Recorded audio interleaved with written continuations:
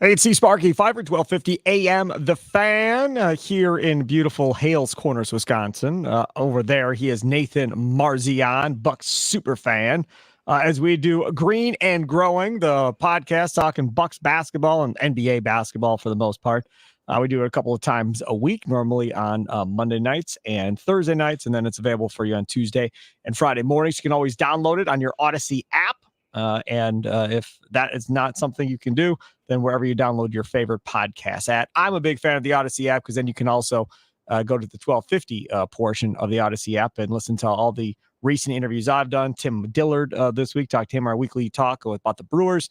I had Jake Kokorowski on from Badgers Extra talking about Badgers football recruiting. Big weekend for them over the weekend. That's up as well.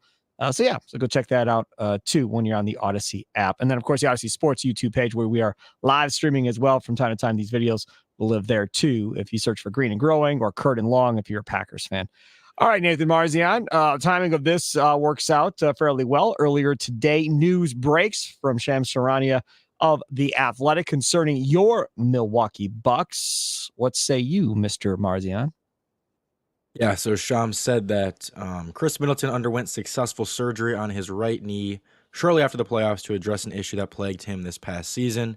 He's expected to fully recover and should be back on the court in July, and it says it's a minor arthroscopic procedure, so nothing major. It was planned and scheduled prior to the season coming to a close. So it was kind of just a planned thing, not a huge deal, but Khris did have, something done on his knee, and I took this as a very good thing. Like, I was like, okay, awesome. Khris should be, and he's going to recover right away. Khris should be back, ready to go. I'm not going to have any huge injury concerns for him going into next season. This just is like, okay, he's getting something fixed. It'll be done by July. That's 3 months before the season starts. So I look at this as a good thing. To me, this is the last piece of Khris getting back to normal, getting close to back to normal, because he came back, had those knee issues all throughout the regular season, and it was something that he re-aggravated a little bit late, and it affected him a little bit, but he looked fine in the playoffs. This isn't like it was something that made him look terrible. Definitely impacted his defense probably a little bit, but overall, it was just something that you knew he was still dealing with, and you knew that he probably wasn't 100%. Maybe he was maybe 80%, whatever. So just good to hear that he's going to be, sounds like back to at least full health by the time next season comes around. And so I fully expect him to be very good next year. We'll get into that, but yeah, we'll get into the Twitter poll question that Nathan Marzion put out. We do it on Thursdays. Twitter poll question of the week. All you have to do is follow Nathan Marzion on Twitter at Nathan Marzion. Be able to get that Twitter account. You can also follow at Sparky Radio. Tweet out some stuff from time to time as well, or retweet a lot of Nathan Marzion stuff like everybody else does. So we'll get to the Twitter poll question and the answers. So this goes back to January, according to the article. And apparently Middleton had some knee swelling, and no matter what they did, they couldn't essentially get it to go away. So he was pretty much playing, I don't know, I call it hobbled, but bothered by the knee pretty much the rest of the season. And they try to give it extra rest and all that stuff, and they just couldn't get it right. So now they go in and they have this surgery. I don't know if they technically ever called it a scope, but that's what it sounds like. They're just going to go in there, clean up the knee, get some loose cartilage out of there, whatever the case may be, and he'll be ready to go. A scope isn't necessarily fun, but it's pretty rudimentary, and you pretty much can't screw it up, I don't think. So I think from that aspect, it's good. I will be honest. When I saw the news, I thought of Nathan Marzion in the last Green and Growing episode. See, he's going to start smirking over there on the video if you're watching on Odyssey Sports YouTube. Because on the last video, I said, because he has a player option that we all expect him to opt out of, I think, and he can make $40 million. Now, the reason you'd opt out is so you can go make more money, or at least normal people. That's why they would opt out. Otherwise, you take the $40 million if you don't think you can get more than that. Nathan Marzion's idea was that he was going to take less and sign a longer term for 1 deal. year. For 1 year, last bit's a longer deal. Right. But okay. So it's essentially, what did you say? 4 at 120? Yes. Yeah. 4 at 120. So $30 million a year is what Marzion thinks he's going to take. I thought that was lunacy and didn't see any way possible Middleton was going to do that. I said somewhere between 40 and 45 he's going to get. If he signs with the Bucks, if he signs somewhere else, he's not going that far back to 30 million regardless. And Marzion pointed out, man, he's been hurt the last couple of years and so forth. And then here comes word of another surgery on Khris Middleton. Now, grant you, even if it's a scope, but it's just something else that you can point out about Khris Middleton that you can be kind of concerned about. You can look at David Bakhtiari for the Green Bay Packers, right? How many times have they had to go in and scope his knee and drain his knee and do all this stuff in order to try and get him right? And even last year for the Green Bay Packers, they couldn't get him right during the season. Now we're at the point with Bakhtiari where he's probably not going to practice hardly at all during the season. Now, is that alarming? I don't know if it's alarming. Charles Woodson barely never practiced with the Packers by the time he was said and done. A lot of these vets don't do it, but you're trying to keep that knee as right as you can. I'm hoping this isn't going to be a situation with Middleton where, okay, they drain it. We get to the season, and by January, they're going to have to go in and drain it again, or he's going to have to play with a blown up knee again, kind of going forward. That's the one thing we don't know. And we won't know until we get farther into the season to kind of see how this whole thing is going to play out. But it definitely lends itself to another red flag that would lean towards Marzion being right and him having to take less money if he can't find more money on the open market, or his agent just says, dude, you're not going to get more money on the open market. The smart move is just take this move. It's all guaranteed money. So even if you're hurt for the next 4 years, you're going to get all of it, versus going to the open market and possibly not being able to get what you want and then having to go crawling back to the Bucks and go, okay, fine, I'll take your deal. Right? Because these agents all talk. They all talk to one another. They all talk to team reps and everything else, legal, illegal, whatever you want to call it. That agent knows and has a sense of what he thinks from talking to teams that he thinks he can get Middleton on the open market, right? Just like Aaron Jones of the Packers takes a pay cut. Why?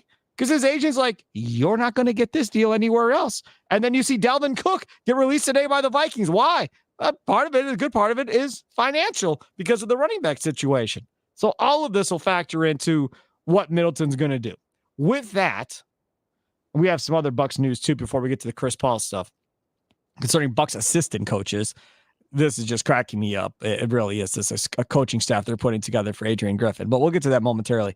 Nathan Marzion, Twitter poll question of the week, my friend. What did you put up there?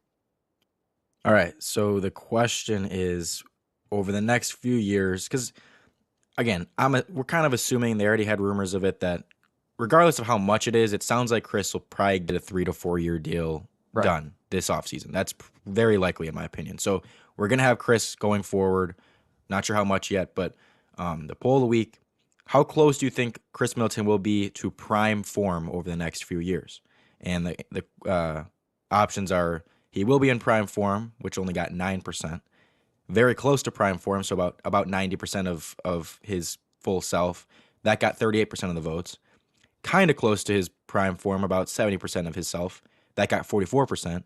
And then nowhere close to his prime got 9%. So overall, I mean, it's pretty split. Like it's 53% are saying he's going to be 70% about or worse, and then 47% are saying he'll be about 90% or better. So pretty split. I mean, you can go first. Well, I'm not as optimistic as you are about just general things with this Bucks team most of the time. Maybe in the playoffs, I was more optimistic than you because you were pretty perturbed and depressed as that playoff series was going on against the Heat. I was kind of trying to keep hope alive. With Middleton, just knowing kind of how these things work with the knee, I would say probably 75%. I'd probably be somewhere in that area. I'm not going to say I've given up hope. I think he can still go average 20 and so forth. But I think maybe he loses some of the explosion and some of that maybe if they can't get the swelling fixed. Hold on. I think so. I want to stop you right there. Khris Middleton doesn't have explosion. Okay, if you can make fun of him all you want, that's fine. I'm just saying that Khris can lose his athleticism or lose some of his, explosion. I'm doing air quotes here, and still be basically the same player because he didn't have it to begin with. He doesn't need it. He just gets to his spots. He's a great shooter. Now, could it affect him defensively? Yes, and we saw that last season. Yep. I'm hoping that was more a result of just the injury he was dealing with and not as much of like age and just getting older. It'll get, it's obviously going to get worse as time goes on, but hopefully he can get back to a good level this year on the defensive end, like being fully healthy.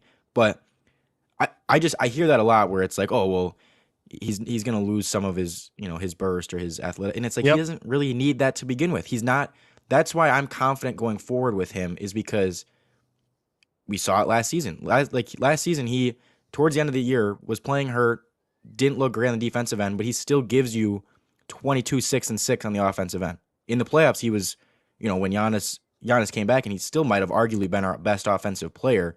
To me, I think it's probably 90%, because again, I don't know how.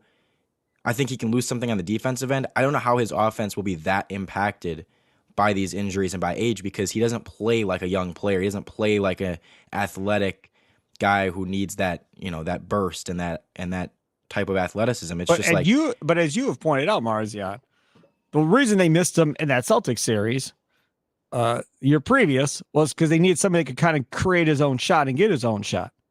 And now you can make fun of the fact that you don't think he's got much explosion, and I give you that. He doesn't. He's not AI, right? He's not going to Ja Morant. He's not going to blow by you one way or the other. But he does need some of that step back that he likes to do, some of that stuff.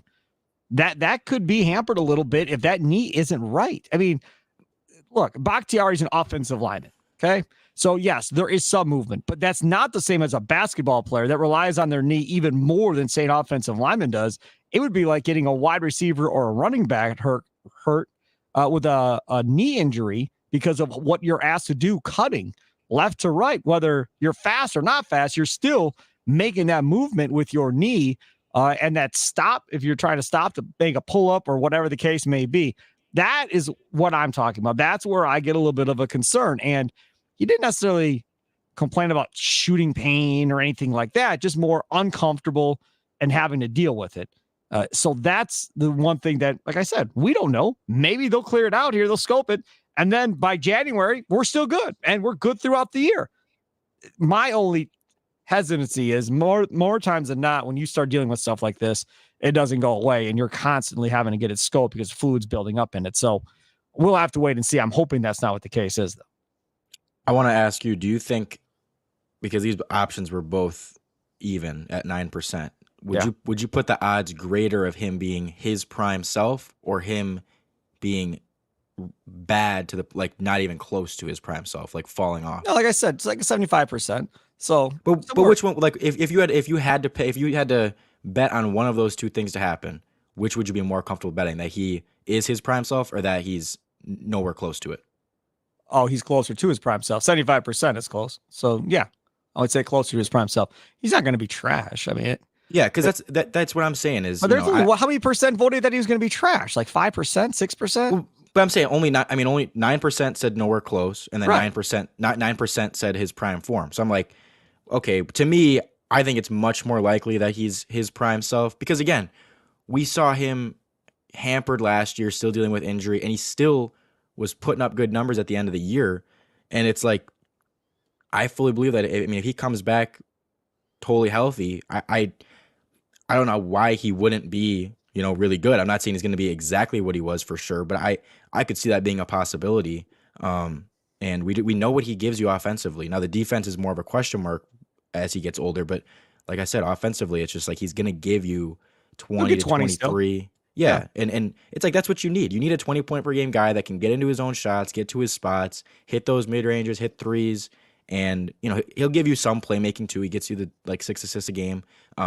So to me, again, there's people out there that are like, do not pay Khris Middleton, and like he's cooked, he's done. And it's like, I feel like worst case scenario, barring him having a career-ending injury, worst case scenario is like, okay, he is a 20-point per game scorer with bad defense. I just don't see how his offense drops off to the point where like he's, not even playable, or he's really, really bad. It's like he's gonna give you what he gives you.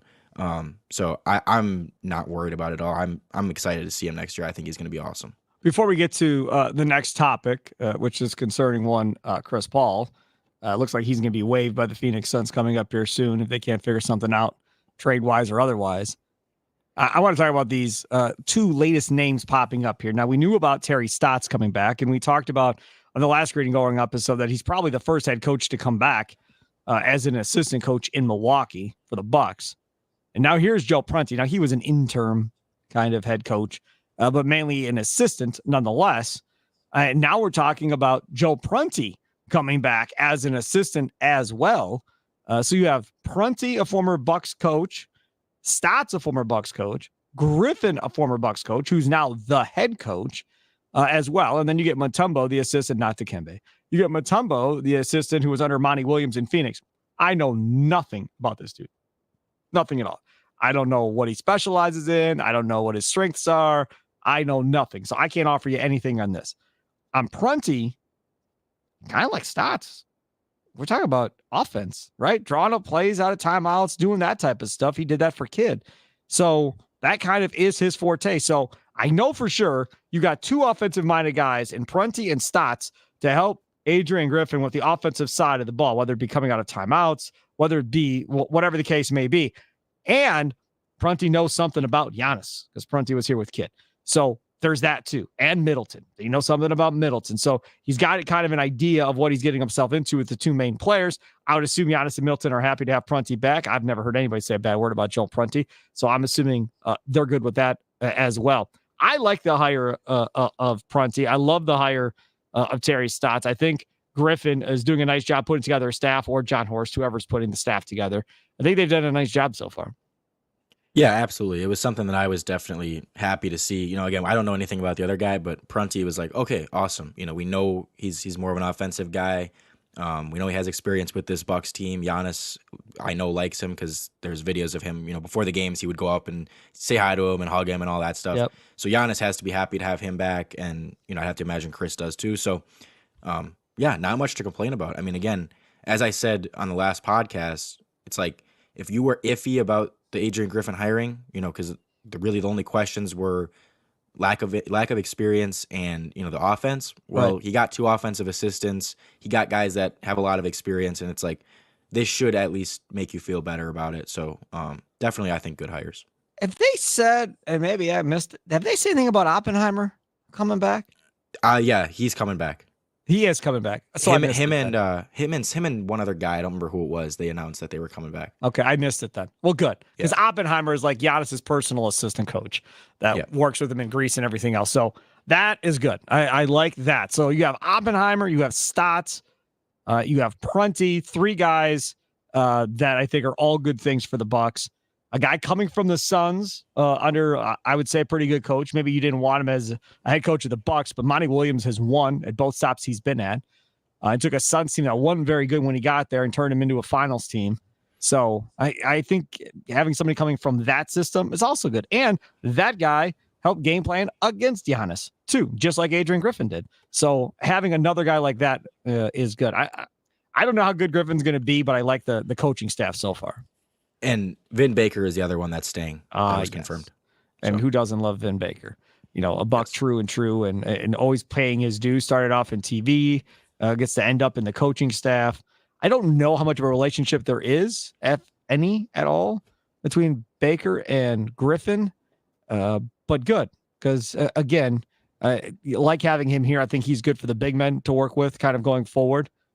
My guy Myers Leonard. We'll see if Vinny Baby can coach him up some more. Nathan Marzion. Oh yeah, he'll be averaging 15 and 11 before we know it. Oh, you better hope for your sake he never averages 15 and 11 again, because if he does, you're never going to hear the end of it from me. Okay, got some comment coming in on YouTube, on the Odyssey Sports YouTube page. Our guy Joshua, what's up, guys? At this point, his injuries are really concerning. Talking about Khris Middleton, he already lost a step on defense this year before the surgery. The thing is, what do? If they let him go, who's out there? They're screwed. No, listen. So if it comes to the point, like we talked about on the last podcast, I believe Joshua partaked in as well. If we get to a point of Middleton goes out and finds 45 a year from somebody, let's say that happens, and the Bucks go, nope, not doing it. Okay. I think Middleton would play ball for the sign and trade. He doesn't have to, but I think he probably would play ball and go, okay, yeah, fine. Let's do the sign and trade and I'll help you or let you kind of go get guys in return for me or whatever the case may be. That would be the only way they're going to get something of value in return. Whoever that is not going to be Khris Middleton. It's just not going to happen. But you're going to get somebody with a decent salary, obviously, in order to make this work. And the reason you would do it, I think, correct me if I'm wrong, Marzion, is you would try to get younger.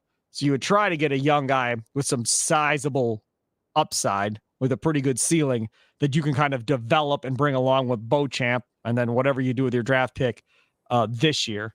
And I know that Mr. Marzion, Mr. Marquette guy, has brought up going out and getting Prosper from Marquette. I second it. I would be all on board for getting Prosper from Marquette. That would help specifically with guarding the wing and so forth. Like we talked about in the past, kind of what Middleton does. He'd be able to kind of come in and help with what Middleton lacks a little bit on the defensive side of the ball. I love Prosper and Marquette, so it's not going to be a hard sell for me. But don't you think that's kind of what it is? If Middleton were to go somewhere in a sign and trade, if that were to occur, if it can occur, I don't even know if it can, but if it can occur, you would want somebody with some high upside. Yeah. And again, like you said, that's really the only way you're going to get anything for him. If you let Khris walk for nothing, if you don't make a trade, you don't get that money back. People that, and I don't expect people to know this stuff about the salary cap, but it's like the Bucks are in a position where if Khris walks, you don't just get $40 million then to spend elsewhere. Like it's not like you saved $40 million. No, right. You're over the cap to begin with, so you just lose that. The only way they can use that money is to re-sign their own guys. So you can't then just go out and get guys in free agency. So yeah, if they were to get rid of Khris, which no signs say that they are. I mean, we're all just talking hypothetically. If it got to that point, it would have to be probably through a sign and trade because I don't think the Bucks are willing to just let him go for nothing. And yeah, if they were to do that, you'd try to get younger. You'd probably try to get, I don't know, maybe one guy that can help you a little bit right now while also getting another guy that's a little bit younger, maybe get a pick. I don't know, whatever you can do. But ultimately, this is probably a pointless conversation because we kind of know Khris has been involved in the coaching discussions. They've talked about how he's probably going to sign an extension. I firmly believe he's going to be back for the next few years, and so all this conversation will kind of be for nothing. But it's really just going to depend on what that contract looks like when it happens. Is Khris going to ask? This is what we were debating last podcast. Is Khris going to ask for more? Is he going to just take his $40 million option? Is he going to opt out, take a longer deal for less per year? I don't know. We'll see. As I said, I think the perfect middle ground right now, and I tweeted this today, I think there's a perfect middle ground where Khris opts out, takes $30 million a year for 4 years, maybe three to four, whatever. And that gives, so the Bucks are then saving $10 million this year to use on Brook Lopez. They need to try to save that money. And they're also possibly getting a pretty good deal with Middleton if he does turn out to be his full self and come back to form and all that, and the injuries aren't a big deal. For Middleton, it makes sense because, okay, you just had another surgery. You're going to be 32 in a month. You get a 4-year, $120 million deal with a team that, you really like. You love being here. You're going to be competing for championships. So it guarantees you a contract for the rest of your career. It guarantees you that you're on a championship team for the rest of your career. And so it's just like, it seems like a pretty obvious win-win to me. Could it be for a little bit more than 30? Maybe, but I just think that's a pretty good middle ground. And I really do think that, the Bucks are going to sit Khris down and be like, all right, here's our cap situation. If you take this much, if you take $30 million a year for 4 years, which again, I think is a very fair deal, that helps us sign Brook. That helps us keep Brook. We can give Brook $15 million. And I think Khris would be all on board for that. I don't think he's going to say, give me all the money. I don't, Brook shouldn't get it. To me, I feel like they would come to some agreement that Khris can take a little bit less this year, get a longer extension, so he's guaranteed money over the next 4 years, which should be, for a young guy, that wouldn't be as big of a deal because you're like, well, they can just go out and get whatever they want. I don't think that's the case with Khris, given his age, given his injury history. I think he'd be perfectly happy taking a 4-year, $120 million deal that just guarantees he's getting paid for the next 4 years. And so, yeah, to see that and say, okay, this can help us then keep Brook around and keep us a championship team, I feel like Khris will be for that. This is interesting here. So I went back because I knew I read from Eric Naaman, the Athletic mailbag, asking him a bunch of questions about this whole Lopez and Middleton thing. And somebody asked him about Khris and Brook taking less money to help the Bucks build the team out rather than enter the second tax apron. Eric Names of the Athletic said, I don't think the Bucks can go into the offseason thinking Lopez or Middleton are going to give them discounts and help them avoid the second tax apron. The players union is always going to push for players to maximize their contract value. And honestly, the incentives for both players to help the Bucks avoid the second tax apron are not all that significant. As covered last week, the Bucks could extend Jay Crowder before free agency even begins, and they have the rights on a number of players that would allow them to jump over the second tax apron as well. But while the Bucks certainly need to be prepared for Lopez and Middleton to maximize their personal values, there might not be an undeniable and unanimous value for both players around the league, and that is at least partially due to how few teams around the league will actually have cap space. This season, according to salary cap accounting from Spotrac, the 6 teams that can create at least $30 million in cap space in a practical way this summer are the Rockets, Magic, Spurs, who have Wembanyama, the Jazz, Pistons, and Oklahoma City Thunder, and only 5 more teams can create at least $20 million in cap space in a practical way. Lakers, Hornets, Pacers, Kings, Mavericks are the other ones that can do that. Now, we're going to get to this whole Chris Paul thing, okay? But let me just say this. If Brook Lopez was next to Anthony Davis with the Lakers, they'd be awfully, awfully tough to score upon around the rim. Lopez would afford them the opportunity for Anthony Davis to play around the rim. Anthony Davis would afford them the opportunity for Brook Lopez to play around the rim. Now, we know Brook Lopez loves it in Milwaukee, loves playing with Giannis, loves the organization. Pretty sure he likes the city and all of that, so I'm not saying he would go. But we're talking $20 million in cap space. That would be enough easily to get that done there as far as getting Brook Lopez in, if that's something you wanted to do. The Kings, they need a center. That would also make sense. As well as another team that could come into play. The Hornets are just a mess. So I don't even know what they're looking to do. So that's a couple in the 20 million cap space. If we look at the 30 million guys, the Rockets could pretty much get whoever they want if somebody wants to go play with that young team. James Harden is one guy that is debating going back and playing in Houston. The Magic are a ways away, so I don't know if anybody's intrigued to go play for Orlando. You do have the 2 guys in the front office, though, that do have relationships, obviously, with Khris Middleton. So I just don't know if you'd be able to convince them. Brook Lopez, that would be a little bit closer to his house in Disney World. I mean, from that perspective, but you're not going to win anything if it's about championships, right? The San Antonio Spurs, Wembanyama, don't you think, Marzion, they go get him another player, all-star player, to play with outside of what they have on that Spurs roster already as a way to compete quicker with Wembanyama coming in there next year? I think the Spurs are going to be in play for several guys, would be my guess. Yeah, I think so. I mean, they could. But you also are like, I don't know, do you want to – it all depend kind of on, I guess, how Wembanyama is looking for them. And is it something you want to just be like, we want to compete immediately year one, like rush it a little bit? I don't know. They might just be like, hey, let's take this year to just be completely about making sure this is like the dude and developing him as best we can, not worrying too much about like winning a ton of games and, you know, getting the 6-7 seed in the West, whatever. So I don't know. They could go either way with it. I wouldn't be shocked if they try to get it. You know, they're going to have some room to get him some other guys, but I don't know how aggressive they're going to be to like, let's try to compete immediately. Because I feel like they're one of the more kind of patient franchises a little bit. For sure. Let's just let things develop, and then once we kind of know what we have, okay, then we'll go get our guys. But I don't know. Pop isn't getting any younger though. Yeah, there's that. Popovich is not getting any younger at this point. So I don't know. So we'll see what happens. I just want to point out that, you know, again, those teams you mentioned at the 30 million, like again, all of them are obviously younger teams that don't have these, you know, many superstar players that they're paying a ton.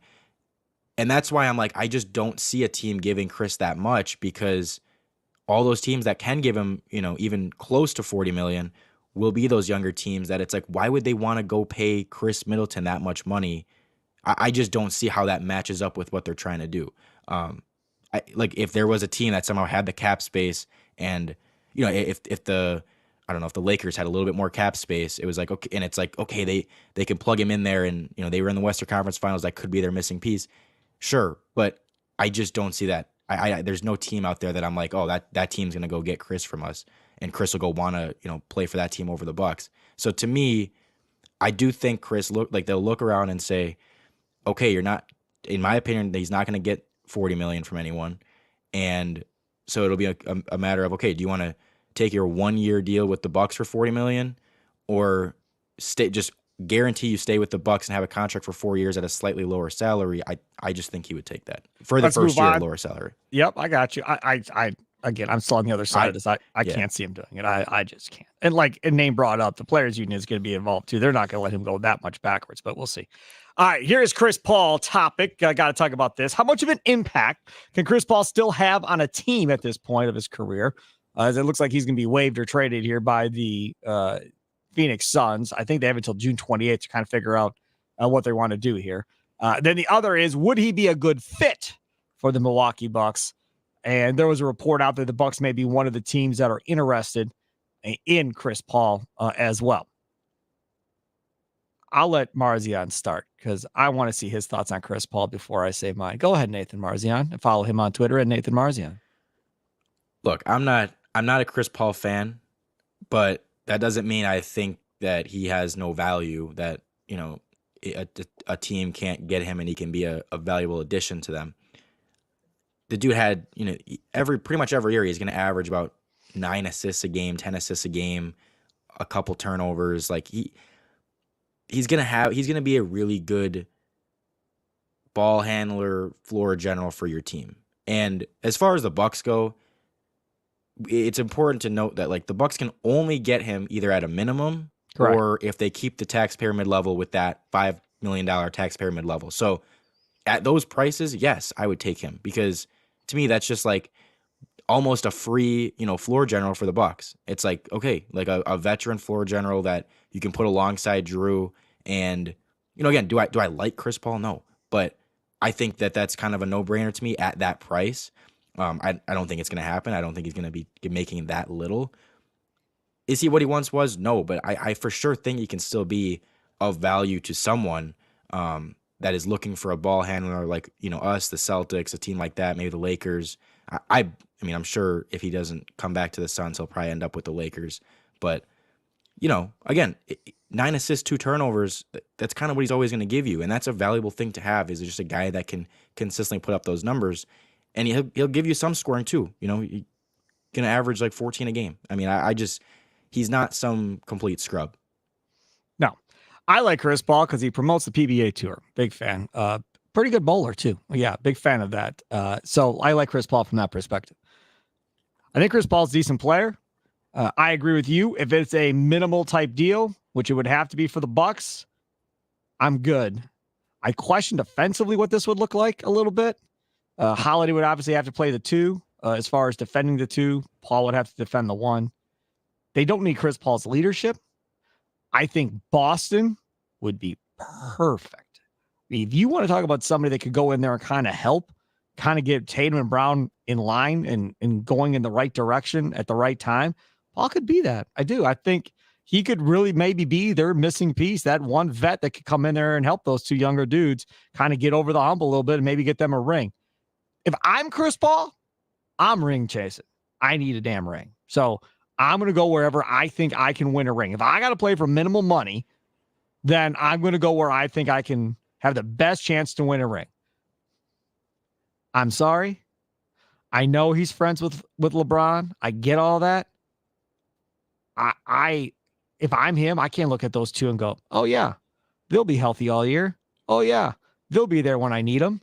No, I can't. There's just no way I can possibly do that at this point. There's no chance. If he's being honest with himself and can get past the we're friends part of it, there's no way you pick the Lakers of everybody you could possibly pick to go play. I think Boston makes a ton of sense. I think Milwaukee would make sense as well. And then you could move on from Grayson Allen or Pat Connaughton or whatever you want to do there to clear up a roster spot to get him on the roster. I think that'd be a lot of fun to let Chris Paul initiate. I'm hoping with Adrian Griffin, we're done having Giannis bounce the ball 30 times before he decides to attack a defense going forward. So that would kind of alleviate the pressure from him or Middleton to have to run the offense when Drew's out. I love it for the Bucks. I would be all for it. But again, we have to get to the point where he's ring chasing for sure and not caring about the little amount of money that he's going to make. The other part of this is I think the answer is yes. How hard will Giannis go after him? That's the other part. And Drew, I think Drew's the other guy that's key in all of this. Drew's got to be cool with somebody else coming in and running the offense because he's a point guard, true and true. And I don't know what that's like. I would assume he'd be cool because he just seems like that cat's like, sure, whatever helps the team, I'm good. Let's go. I'm the perfect teammate essentially is what Drew Holiday is. So if you have Drew and Giannis both heavily recruiting him, I think that helps. Yeah, and I mean, again, it's a lot of it's going to come down to money, and to me, I find it very unlikely that he'll play for, $5 million or the minimum, depending on which one we have. I think he's going to be able to get a little bit more somewhere else. And do I think Chris Paul is going to want to come to the Bucks that bad that he's willing to take that little money? Probably not. Now, again, if he is, then to me, it's a no-brainer. Like I said, I don't know how you wouldn't want, a one of the all-time great floor generals to come and play for us for either $5 million or a minimum when that's a big need right now is to have that point guard. So yeah, if they can somehow do it, absolutely. And you mentioned that they might have to get rid of someone to get a roster spot. They wouldn't even have to because you can sign someone for a minimum like that. They're going to have roster spots to do that. They'd have to it would just mean they're probably not going to re-sign one of their end of bench guys. And then if they use the tax pyramid level, it's the same thing. Like that's just a roster spot already there for them. So yeah, I mean they could if he's willing to play for that little and wants to come here, yes, he can just sign with us. I guess I really should have just said that gives you a good reason to get rid of one of those other two guys. Is how I should have phrased it. Yeah, because I don't want either one of them. But either way, they're probably going to end up having one or both of them. I would assume next year. I would love to know the Connaughton take from Griffin and this coaching staff. We know Bud loved him. Everybody's always asking me, what is he doing out there again? I love them. I love Grayson Allen. I love Brooke Lopez. One thing about Bud, man, he was loyal. And, I shouldn't say like he's dead. He's not dead. But he's a loyal dude, man. When he gets the guys that he really likes, man, he's gonna roll with you, good or bad, no matter what happens. He's rolling with you. And he's going to get another head coaching job, and he's going to win a lot of games, no doubt. I don't know if he'll win another championship in his career, but he'll go win a lot of games somewhere. Doc Rivers will eventually get another head coaching job. He's going to go win a lot of games somewhere. Not sure if he'll ever win another championship, but they're going to win a lot of games, and they're going to coach for a long time, no matter what you or me or any other Bucks fan thinks of them kind of going forward at this point, Nathan. All I'm going to say is, besides maybe Chris, there's not another player on the Bucks besides Pat Connaughton that I'm more confident shooting 40% from three in the playoffs. But you notice he does this all the time. He does preference it all the time by saying playoffs because he knows in the regular season it can get ugly with Connaughton. But that doesn't matter. Who cares at this point about it? Doesn't matter. You can shoot 20% in the regular season for all I care. Shoot 40% in the playoffs and we're good. He is Nathan Marzion, Bucks super fan. Follow him on Twitter at Nathan Marzion. I am Steve Sparky Fifer. Follow me at Sparky Radio. Download this beautiful Green and Growing podcast on your Odyssey app, wherever you download your favorite podcast, at Odyssey Sports YouTube page as well, where we are live streaming it from time to time. But do a little bit more of that lately. People seem to enjoy it. So make sure to check us out there as well. Enjoy the rest of your day. Have a good one, everybody. And again, remember, be nice to Nathan Marzion on Twitter. That's all I ask. Be nice. Have a good one.